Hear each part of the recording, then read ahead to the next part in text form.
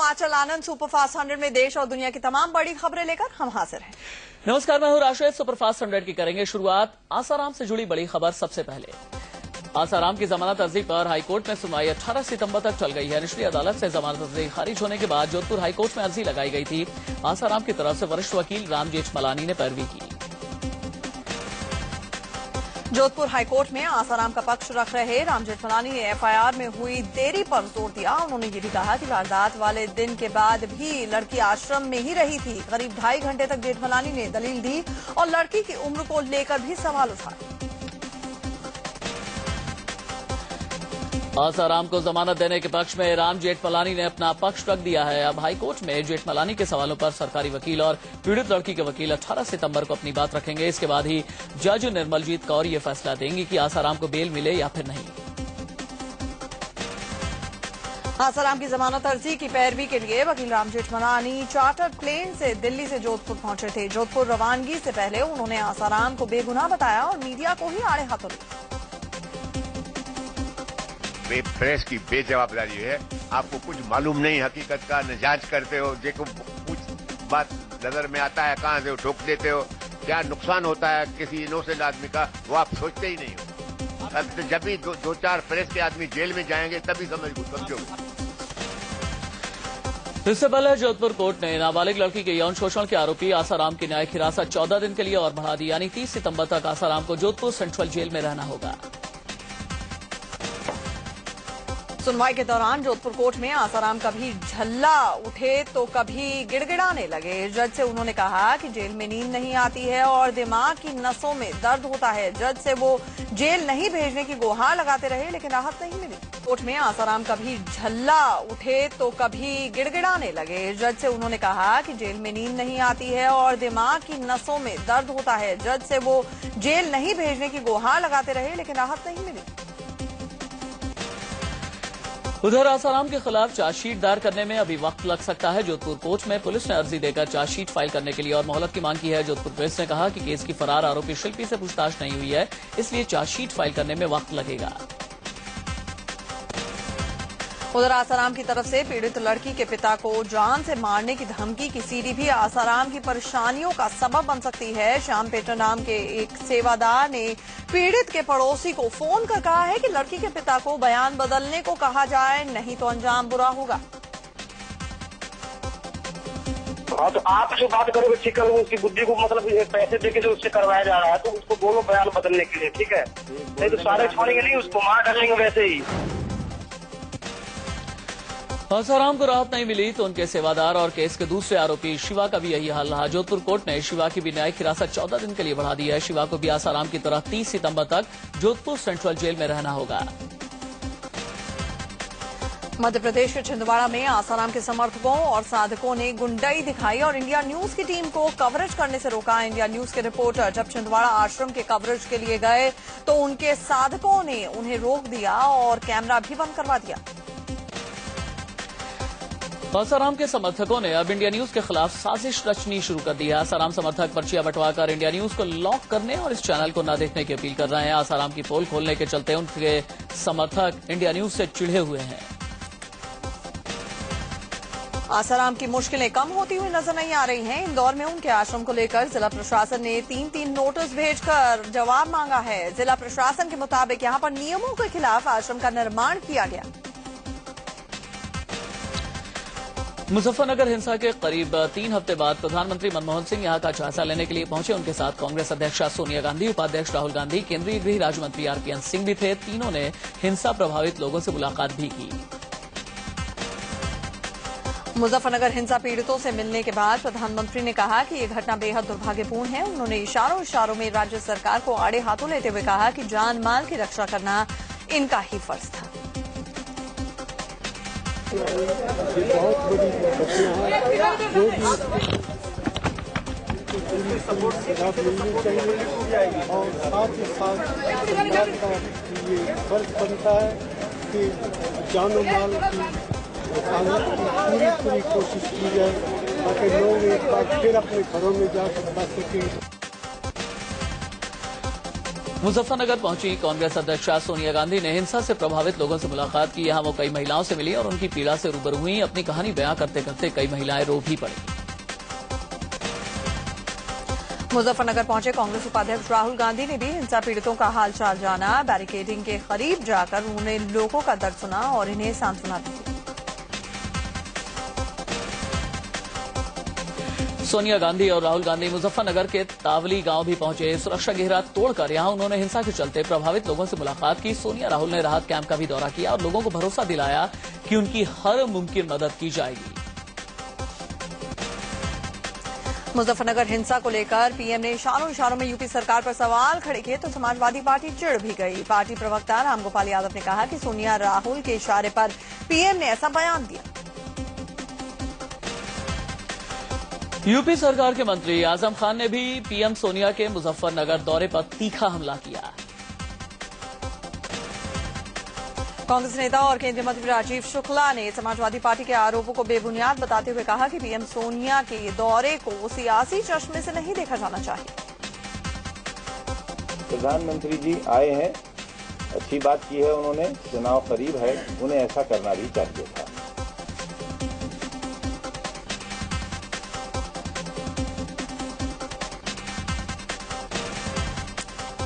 PM Sonia के मुजफ्फरनगर दौरे पर बीजेपी नेता मुख्तार अब्बास नकवी ने सवाल उठाए। उन्होंने कहा कि जब सब कुछ लुट पिट गया तो फिर दौरे का क्या फायदा।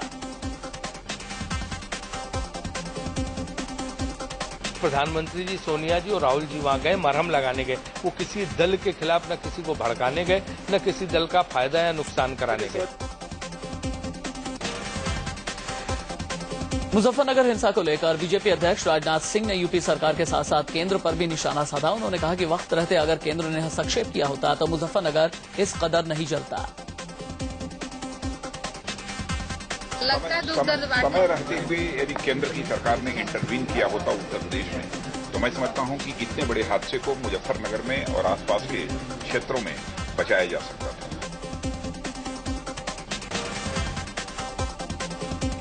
वहीं जेडीयू ने प्रधानमंत्री के मुजफ्फरनगर दौरे का बचाव किया है। जेडीयू नेता अली अनवर ने कहा कि जख्म पर मरहम लगाने के लिए पीएम को वहां जाना ही चाहिए था। सबको हक है जाने और सबका कर्तव्य भी है कि सद्भाव कायम करने की कोशिश करें। जमीयत उलेमाए हिंद के जनरल सेक्रेटरी मौलाना महमूद मदनी ने भी प्रधानमंत्री के मुजफ्फरनगर दौरे पर सवाल उठाए हैं। उन्होंने कहा है कि पीएम की इस मिजाज पुरसी को संजीदगी से नहीं लिया जा सकता। इनके इस मिजाज पुरसी के सफर को, मरहम लगने की कोशिशों के सफर को कैसे संजीदा मान लेंगे। मुजफ्फरनगर हिंसा को लेकर आज यूपी विधानसभा के अंदर और बाहर विपक्ष ने जमकर हंगामा किया। मुख्य विपक्षी दल बीएसपी समेत बीजेपी आरएलडी ने भी कोहराम मचाया। विपक्ष मुजफ्फरनगर हिंसा को लेकर चर्चा की मांग कर रहा था। आखिरकार हंगामे के बाद 18 सितंबर तक विधानसभा को स्थगित करना पड़ा। मुजफ्फरनगर मामले को लेकर सुप्रीम कोर्ट में यूपी सरकार ने कहा है कि हिंसा रोकने के लिए हर मुमकिन प्रयास किए जा रहे हैं। यूपी सरकार ने यह भी कहा कि हिंसा के दौरान फंस गए लोगों को भी पूरी राहत पहुंचाई गई। एक जनहित याचिका पर सुप्रीम कोर्ट ने यूपी सरकार से रिपोर्ट तलब की थी। सुप्रीम कोर्ट ने मुजफ्फरनगर हिंसा पर केंद्र सरकार से भी रिपोर्ट तलब की थी। केंद्र ने कोर्ट में कहा कि मौके पर 78 कंपनी पैरामिलिट्री फोर्स भेजी गई। केंद्र सरकार की तरफ से यह भी कहा गया कि पीएम रिलीफ फंड से मृतकों के परिजनों को 2-2 लाख का मुआवजा भी दिया गया। 13 केंद्र सरकार ने सुप्रीम कोर्ट में दाखिल अपनी रिपोर्ट में यह भी कहा है कि मुजफ्फरनगर हिंसा में 13 सितंबर तक 44 लोगों की मौत हुई, वहीं 97 लोग घायल हुए। उधर मुजफ्फरनगर से लोगों के पलायन करने का सिलसिला जारी है। गाजियाबाद के लोनी इलाके में हजारों लोग आकर रुके हुए हैं। यहां पहुंचे लोगों का हाल जानने के लिए शासन प्रशासन को कोई अधिकारी नहीं आया। मुजफ्फरनगर हिंसा मामले में बीजेपी विधायक संगीत सोम की गिरफ्तारी के लिए एसटीएफ की टीम ने गाजियाबाद के राजेंद्र नगर इलाके में छापेमारी की है। हालांकि विधायक जी हाथ नहीं लगे। संगीत सोम पर मुजफ्फरनगर हिंसा को लेकर एफआईआर दर्ज है। गृह मंत्रालय ने देश के 12 राज्यों को अलर्ट जारी किया है। आईबी के इनपुट के बाद गृह मंत्रालय ने कहा कि देश भर में सांप्रदायिक हिंसा की साजिश रची जा सकती है। लोकसभा चुनाव से पहले राज्यों को खास तौर पर सतर्क रहने के लिए कहा गया है। गृह मंत्रालय ने 12 राज्यों के 45 शहरों को लेकर ये अलर्ट जारी किया है। इन राज्यों में यूपी, बिहार, मध्य प्रदेश, छत्तीसगढ़, राजस्थान, महाराष्ट्र, ओडिशा और कर्नाटक शामिल हैं। इनके बड़े शहरों में हिंसा हो सकती है।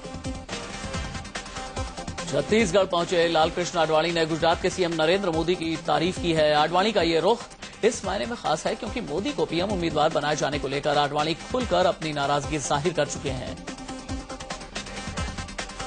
जिनको के पार्टी ने देश के प्रधानमंत्री के रूप में प्रस्तुत किया है, उस श्री नरेंद्र मोदी ने गुजरात प्रदेश में, जिस गुजरात प्रदेश से मैं भी सांसद हूँ, मैं भी आज संसद में प्रतिनिधित्व करता हूँ गुजरात प्रदेश का, उस प्रदेश ने सबसे पहले यह उपलब्धि प्राप्त की कि कोई गांव न बचे गुजरात का जहां पर बिजली का प्रकाश सब लोगों को, सब नागरिकों को, सब किसानों को न पहुंच सके। दरअसल आडवाणी आज छत्तीसगढ़ के कोरबा में 500 मेगावाट की एक बिजली परियोजना का लोकार्पण करने के लिए पहुंचे थे। इस दौरान मुख्यमंत्री रमन सिंह सहित बीजेपी के कई दिग्गज नेता यहां पर मौजूद थे।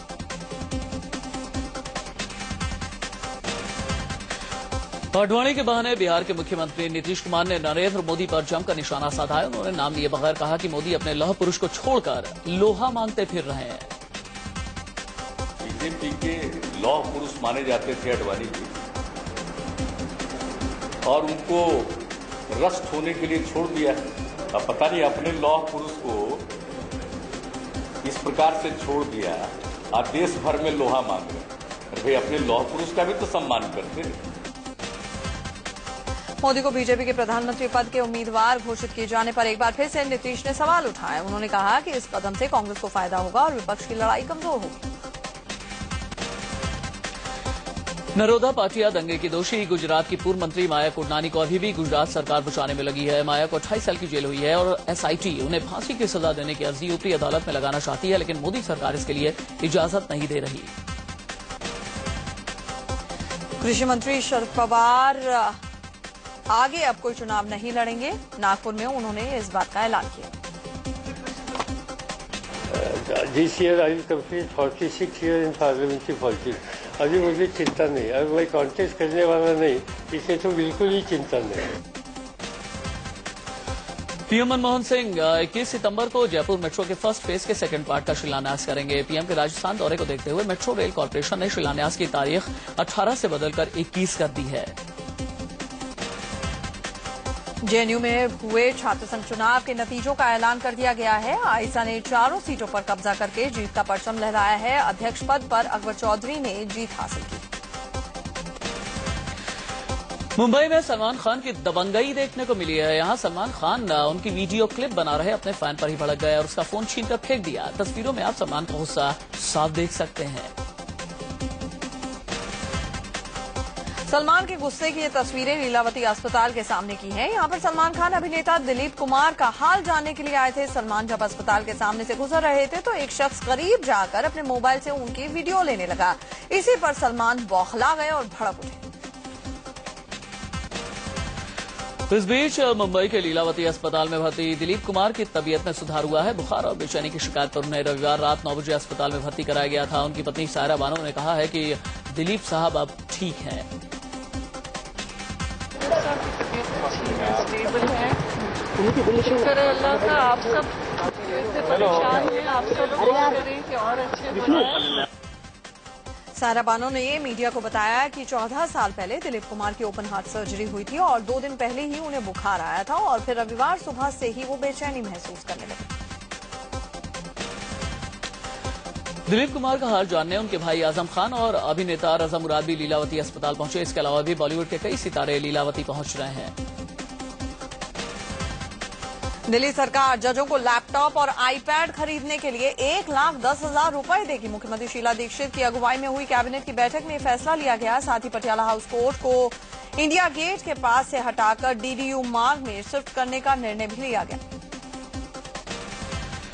पंजाब के गुरदासपुर में पुलिस ने 3 खालिस्तानी आतंकियों को गिरफ्तार किया है। पुलिस ने इनके पास से एक AK-47, 2 विदेशी पिस्तौल और बड़ी संख्या में कारतूस बरामद किए। पुलिस ने तीनों को कोर्ट में पेश किया, जहां से उन्हें 3 दिन की पुलिस रिमांड पर भेज दिया गया। पश्चिम बंगाल के हुगली जिले में बच्चों को पोलियो ड्रॉप्स की जगह गलती से हेपेटाइटिस B के टीके की दवा पिला देने से 67 बच्चों की तबीयत खराब हो गई। सोमवार को रुपए ने मजबूती के साथ कारोबार किया। एक बार दिन में रुपए ने 62 रुपए 50 पैसे के आंकड़े को भी छुआ और शाम होते होते 66 पैसे की मजबूती के साथ 62 रुपए 83 पैसे पर बंद हुआ। सेंसेक्स में मामूली बढ़ोतरी जबकि निफ्टी में मामूली गिरावट देखने को मिली। केदारनाथ के बाद अब बद्रीनाथ यात्रा जल्द ही शुरू करने की कवायद शुरू हो गई है। 16 जून की त्रासदी के बाद से ही बद्रीनाथ हाईवे बंद पड़ा हुआ है, जिसे ठीक करने का काम अभी चल रहा है। BRO अलकनंदा नदी में पुल बनाने की कवायद में जुट गई। भोपाल में जेट एयरवेज की फ्लाइट में एक लड़की से छेड़छाड़ का मामला सामने आया है। छेड़छाड़ का आरोप अशोक लेलैंड कंपनी के वाइस चेयरमैन अशोक कान पर लगा है। भोपाल के गांधीनगर पुलिस ने छेड़छाड़ की रिपोर्ट दर्ज कर जांच शुरू कर दी है।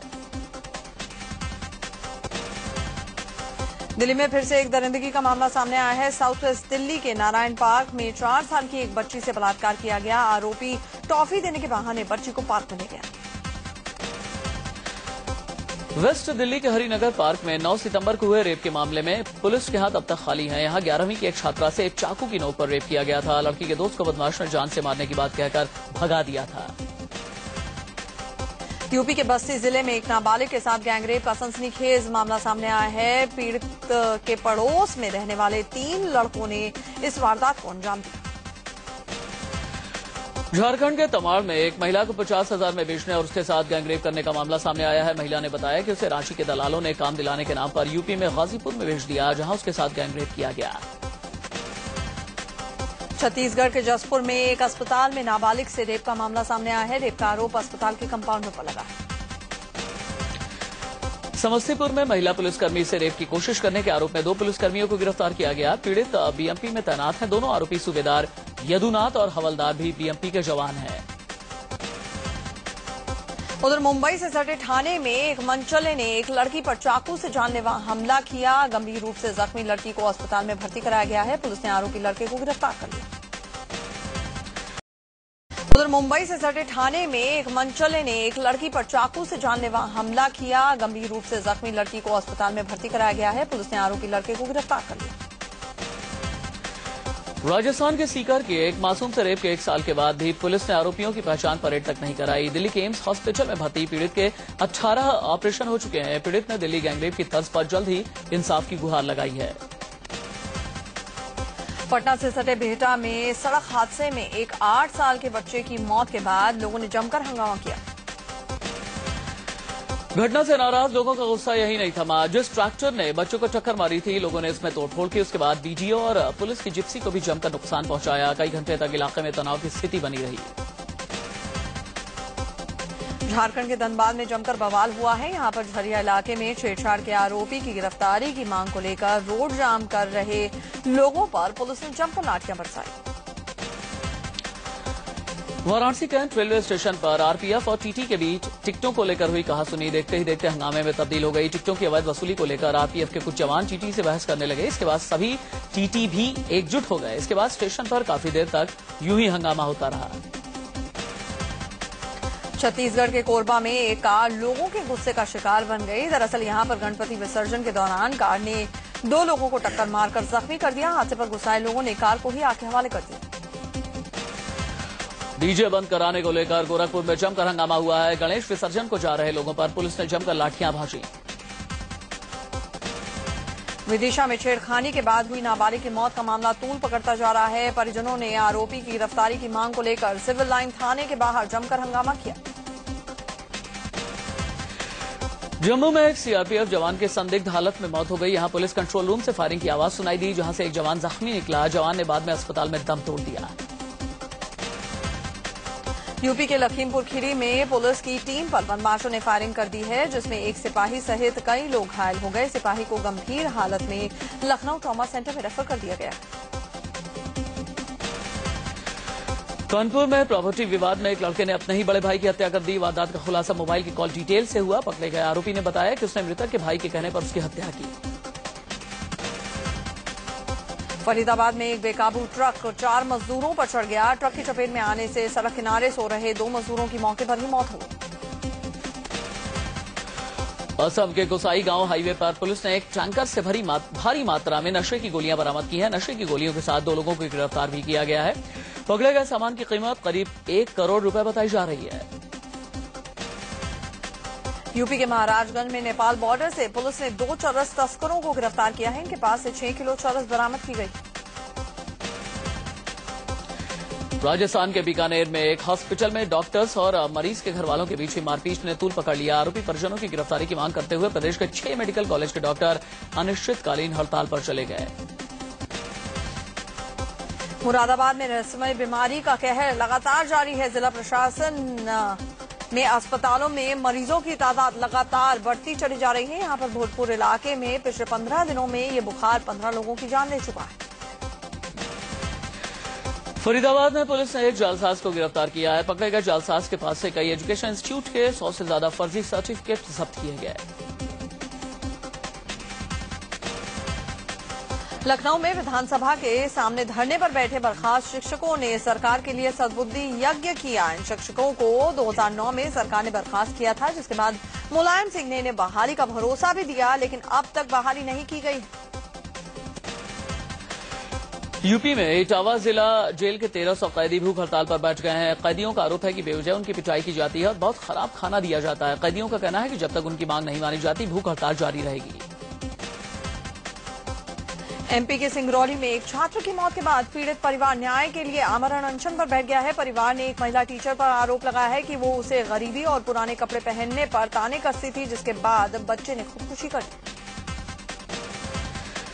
गुजरात में जामनगर से पोरबंदर तक के कोस्टल एरिया की सुरक्षा को लेकर लोगों में जागरूकता फैलाने के मकसद से एक बाइक रैली निकाली गई। समुद्री रास्तों के जरिए देश में आतंकियों की घुसपैठ रोकने के लिए कोस्ट गार्ड, नेवी और मरीन पुलिस की ओर से ये रैली निकाली गई। असम के उदलगुरी जिले में जंगली हाथियों का कोहराम लगातार जारी है। बीती रात हाथियों का एक झुंड गांव में घुसा और 4 लोगों को रौंद दिया।